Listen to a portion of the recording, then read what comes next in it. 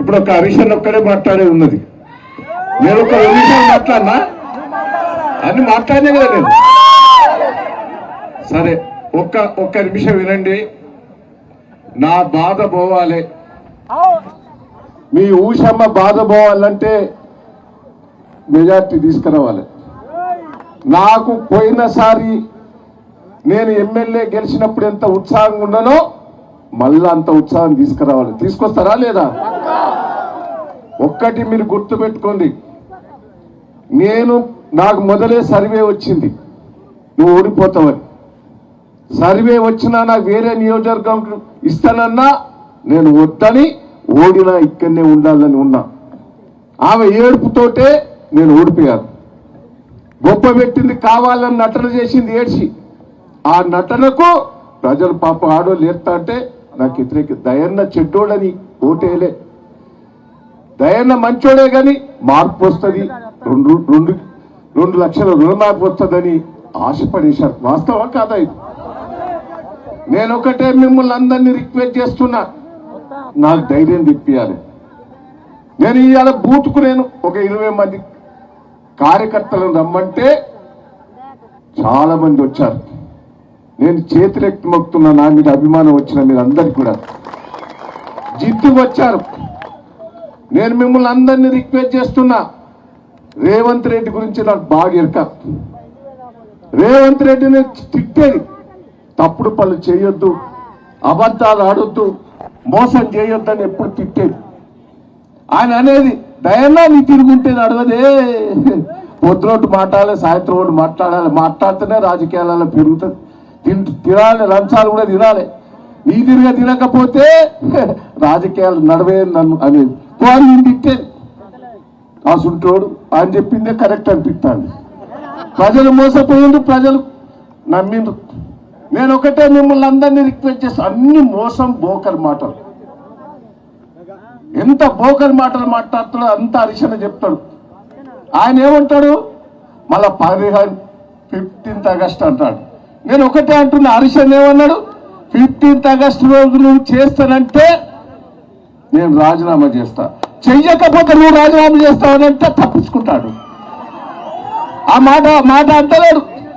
నువ్వు రాజీనామా చేయంటాడు కానీ ఆయన రాజీనామా చేస్తానంటలేడు. అంటే ఈ ఎన్నికలు అయిపోవాలి. ఈ లోపల పార్లమెంట్ ఎన్నికలు అయిపోతాయి, సర్పంచ్ ఎన్నికలు అవుతాయి, ఎంపీటీసీ ఎన్నికలు అయిపోతే అప్పుడు చేసినా చేయకుండా నడుతుంది. 5 ఏళ్ళు నడిపించచ్చు. అది అంటే బోకల్ మాటలు. బుద్ధి చెప్పాలంటే ఈ పార్లమెంట్ ఎన్నికల్లో పట్టినే కాంగ్రెస్ పార్టీని ఓడగొడితేనే బుద్ధి వస్తుంది. దయచేసి నేను ఒకటే, కాంగ్రెస్ పార్టీకి ఓటేసిన వాళ్ళు ఉన్నారు, నేను వాళ్ళని కూడా రిక్వెస్ట్ చేస్తున్నా, బుద్ధి చెప్పండి. నేను ఎన్ని చేశానండి, ఒక్కొక్క మండలం వేరే నియోజకవర్గాలు చూసి రాపండి, వాళ్ళని వేరే నియోజకవర్గాలు వేరే ఊళ్ళలో పోయి చూసిరండి. నేను వచ్చినప్పుడు తాగేదందుకు నీళ్ళు లేవు, వచ్చినప్పుడు ఎమ్మెల్యేగా చెర్లలో నీళ్లు లేవు, రోడ్లు లేవు, గోస కరెంటు లేదు, కాలువలు లేవు. నేను ఇవన్నీ ఎంబడిపడి హరీష్ అన్న ఇరిగేషన్ మంత్రి ఉంటే ఎంబడిపడి నీళ్లు తెచ్చినా, మిషన్ భగీరథ, చెక్ డ్యాములు, చెర్ల బాగులకు నీళ్లు ఇట్లా తోలిచ్చి చెక్ డ్యాములు కట్టి నీళ్లు నింపి బాయిలల్లో చెర్లలో ఊట పెరిగేటట్టు చేసిందా లేదా బోరింగ్లలో? ఇప్పుడు నీళ్లు వదిలిపెట్టక బోరింగ్లని పోయినాయి, మోటార్లు కాలిపోతాయి, స్టార్టర్లు కాలిపోతాయి, ఏ బాయిల సుక్కలేదు. ఇది వాస్తవమా కాదా? ఇంతవరకు వాగులలో చెర్లకు నీళ్లు వదిలిపెడితే మన బోర్లలో నీళ్లు వచ్చేది, బాయిలల్లో నీళ్లు పెరిగేది. కేసీఆర్ గారు 24 గంటల కరెంట్ ఇస్తే రేవంత్ ఏమవుతాడు, 3 గంటలు చాలంటాడు, చేస్తాడు. ఇప్పుడు 3 గంటలు చేస్తాడు. నీళ్లు పోయినాయి. ఇవాళ హరీష్ అన్న వస్తాడు, కుండలు పడ్డాయి, కుండల కాడ కొట్టుకుంటాడట నీళ్ళ కాడ. ఇదివరకు ఇంటింటికి నీళ్ళు వచ్చేది, ఇప్పుడు కొట్టుకుంటారు. దయచేసి నేను మిమ్మల్ని రిక్వెస్ట్ చేస్తున్నా, జిద్దుగా పనిచేద్దాం. దయన్న మళ్ళా పాలకుర్తి మీదకెళ్ళే నిలబడతానని ఈ సందర్భంగా చాలా మంది అంటారు, వేరే దిక్కు పోతాడట. అది ముచ్చట లేదు. నాకు జనం 3 సార్లు గెలిపించిందండి. నువ్వు నన్ను మర్చిపోతారా? కష్టకాలంలో గెలిపించిండు. నేను ఇవాళ పాలకుర్తిలా హరిశన్నకు తెలుసు. హరిశన్న వీళ్ళందరూ కూడా నేను టిఆర్ఎస్ పార్టీ గాడుపున్నప్పుడు కూడా గెలిచిన, కాంగ్రెస్ గాడుపున్నప్పుడు కూడా గెలిచిన. నేను గెలిచిన ఇవాళ నేను టిఆర్ఎస్ పార్టీలోకి వచ్చిందంటే హరిశన్న ధైర్యంతో వచ్చాను, హరిశన్న పిలుపుతోటి వచ్చాను, హరిశన్న రమ్మని అంటే వచ్చాను. నాకు కాంగ్రెస్ పార్టీ వాళ్ళు పిలిపిస్తారు, నీ మీద కేసులు పెడతాం, నువ్వు రాకపోతే మలబోతాను. నేను తప్పు చేయలే, టెలిఫోన్ కేసు అన్నారు, ల్యాండ్ కేసు అన్నారు, ఎండ దొరుకుతలేదు, ఎన్నికలైనా దొరుకుతలేదు. దయన్న మీద తప్పులు కాంగ్రెస్ వాళ్ళు ఎట్లా నాకు ఇదివరకు 3 సార్లు జైలుకు తోలిచ్చిండ్రు. మళ్ళా పోతా తప్పుడు కేసు పెడితే కొట్లాడతా మీకోసం. నేను కార్యకర్తలు కూడా చెప్తున్నా, తప్పుడు కేసులు పెట్టేది ఉంటే పోలీస్ స్టేషన్ వచ్చి నేను కూర్చుంటా. నేను 15 ఏళ్ళు ప్రతిపక్షంగా ఉండి కార్యకర్తలను కాపాడుకున్న జిల్లా ప్రజలు, వరంగల్ జిల్లా పార్టీ ప్రెసిడెంట్ గా ఉండి జిల్లా మొత్తం కాపాడుకున్నా. మీలను కాపాడుకున్న నాకు పెద్ద పనేం కాదు. ఒకడంటాడు సర్పంచ్ బిల్లులు ఆపుతాను, నీ దమ్మున్నదా బిడ్డ, దయన్న మంజూరు చేసిండు, ఆపుతా నేను వచ్చి కూర్చొని వంగబడి బిల్లులు ఇప్పిస్తా. అధికారులు అంత తప్పుడు చేసేవాళ్ళు కాదు, పోలీసు వాళ్ళు కూడా అంత తప్పుడు చేసేవాళ్ళు కాదు. తప్పుడు చేయాలని ఒత్తిడి చేసినా నేను మీ వెనుక నేనుంటా. నేను కార్యకర్తలకు చెప్తున్నా, మీకు భయపడుతున్నారు వాళ్ళ అధికారం ఉన్నదని. దయన్న అధికారం ఉన్నా లేకున్నా పవర్ఫుల్ మనిషి అని కూడా ఈ సందర్భంగా మీకు తెలియజేస్తున్నాను. నేను ఒకటే మిమ్మల్ని అందరినీ రిక్వెస్ట్ చేస్తున్నా, నాకు ఒక ధైర్యం, మీరు మీ ఊళ్ళలో మెజార్టీ తీసుకురండి, అదే నాకు ధైర్యం. నేను హరిశన్నని రిక్వెస్ట్ చేస్తున్నా, రేవంత్ రెడ్డి గారు అంటాడు జిల్లా వరంగల్ జిల్లా ఒక్కటే ఉండాలట, మహిబాద్ జిల్లా తీసేస్తాడట, జనగాం జిల్లా తీసేస్తాడట. నిన్న కడియం శ్రీదేవి గారు మాట్లాడతాడు, జనగాం జిల్లా తీసేద్దామా?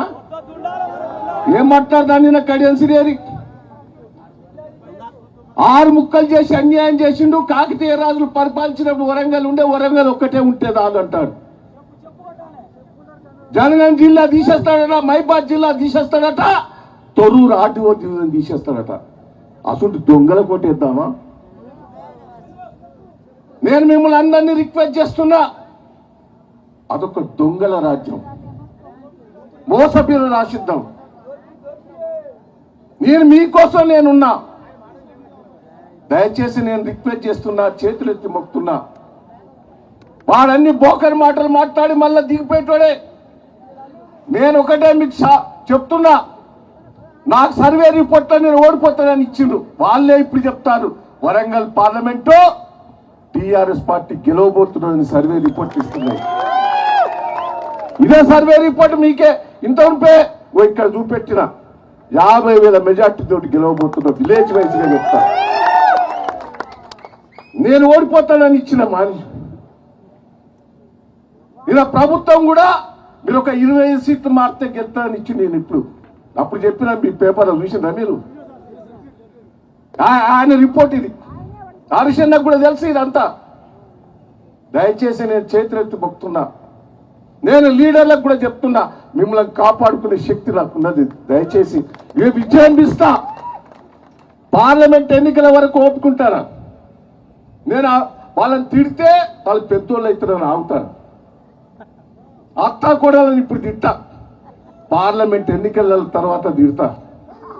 ఇక కడియం శ్రీహరి గారు అంటాడు, బిడ్డ నాతోటి పైకి వచ్చినావు, నాతోటి పైకి వచ్చి నీ చరిత్ర చెప్తే ఉరిపెట్టుకుంటావు బిడ్డ. నీ మోసాన్ని చెప్తే నీ కులం మోసం చెప్పినా మా నాయన చదివిచ్చిండు నిన్ను. నేను రాజకీయంగా ఎదిగాను, రాజకీయంగా నేను లేపాను నిన్ను. ఒక చిన్న కుటుంబం నుంచి, పేద కుటుంబం నుంచి వచ్చినని మా నాయన చదివిచ్చిండు. నేను రాజకీయంగా నేను డబ్బులు ఇచ్చి లేపాను. అసుంటోడు నన్ను తిడతాడా? ఏమంటాడు ఎరికేనా? అమ్మాయి కింద ఓడిపోయాడు, సిగ్గు లేదు, మెదడు ఖరాబ్ అయిందంటాను నన్ను. నేనంట ఉరిపెట్టుకోవాలన్నట్టు వాడు చెప్పే మాటలు. ఆయన రాజాయి మీద 4 సార్లు ఓడిపోయాడు, వాడు ఏం చేయాలి? 4 సార్లు నేను ఓడిపోయింది 7 సార్లలో ఒక్కసారి 8వ సార్లు ఓడిపోయాను. 7 సార్లు గెలిపించారు వరంగల్ జిల్లా ప్రజలు. నన్ను గట్ల తిడతాడు, నన్ను ఎట్లా పడతాడు, నేనంటే ఉరిపెట్టుకోవాలన్నట్టు. నేను ఒకటే ఆ అమ్మాయితోటి ఓడిపోతే నేను ఉరిపెట్టుకోవాలి. చిన్న అమ్మాయి నీ మనవరాల వయసుతోటి పెట్టే ఉరిపెట్టుకోమంటాడు. అసొంటి కడియంసి నేను కోటేద్దామా? దయచేసి నేను ఒకటే, ఎంత ద్రోహం చేశాడండి, ఏం చేశారు, నీకేం తక్కువ చేశారు? నేను తెలుగుదేశం ఉన్నప్పుడు పట్టుబట్టి ఎన్టీ రామారావు దగ్గర తీసుకుపోయి మంత్రి పదవి ఇప్పించాను. కేసీఆర్ గారు నువ్వు ఓడిపోయి బజార్లో తిరుగుతాడ తీసుకొచ్చి నేను ఎంపీ చేసి ఉప ముఖ్యమంత్రి చేసి 2 సార్లు ఎమ్మెల్సీ చేసి రాజాను పక్కకు తీసేసి నీకు ఎమ్మెల్యే చేసి దయాకర్ని తీసేసి నీ బిడ్డకి ఎంపీ సీట్ ఇస్తే ఇంత మోసం చేస్తానని నేను ఒకటే మిమ్మల్ని అందరినీ అసంటూ మోసపోనికి ఇవాళ ప్రజలు ఏమంటారు దొరికేనా? నాకున్న సర్వేల కేసీఆర్ గారిని పోగొట్టుకున్నాం, తప్పు చేశాం. దయాన్ని పోగొట్టుకున్నాం, పాలకుర్తి ప్రజలు మళ్ళా రుణం తీసుకోవాలి. కడియం శ్రీహరి మీద పగ తీసుకోవాలనేది ఉన్నది, పగ తీసుకోవాలని ఉన్నది, కసి పెరిగింది. దయచేసి నేను మిమ్మల్ని అందరినీ రిక్వెస్ట్ చేస్తున్నా, మిమ్మల్ని కాపాడుకున్నందుకు నేనున్నా. కార్యకర్తలు ధైర్యపడకుంది. మీకు తెలుసు అధికార పార్టీ, నేను ఎక్కడికన్నా ఆఫీసులో పోయి కూర్చుంటే నా జోలికి వస్తారా? పోలీస్ స్టేషన్ వచ్చి కూర్చుంటాం. ఉత్సాహపడేది వల్ల కాంగ్రెస్ వాళ్ళు నేను ఇక చూడండి విజృంభిస్తా. కార్యకర్తల మీద ఇప్పుడు అక్రమ కేసులు పెడతారు, బెదిరిస్తారు. నేను ఓపిక పడతాను, నేను ఓపిక పడుతున్నా. ఎలక్షన్ల తర్వాత ఇలా పెద్ద వంగారికి వస్తా అంటే ఆడ ఎస్ఐ ఆటోలు ఇంతమంది ఎందుకు పోతాడో దింపుతాడట.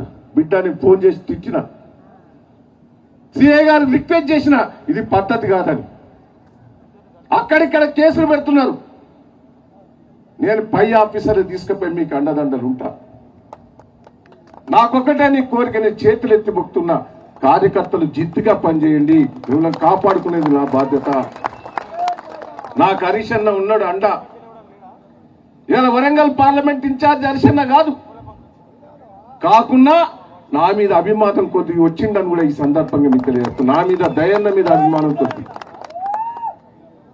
నేను పిలుపుతోటే వచ్చాడు. మేదక్ నుంచి 400 కిలోమీటర్ల దూరం నుంచి ఉరుకొచ్చాడు.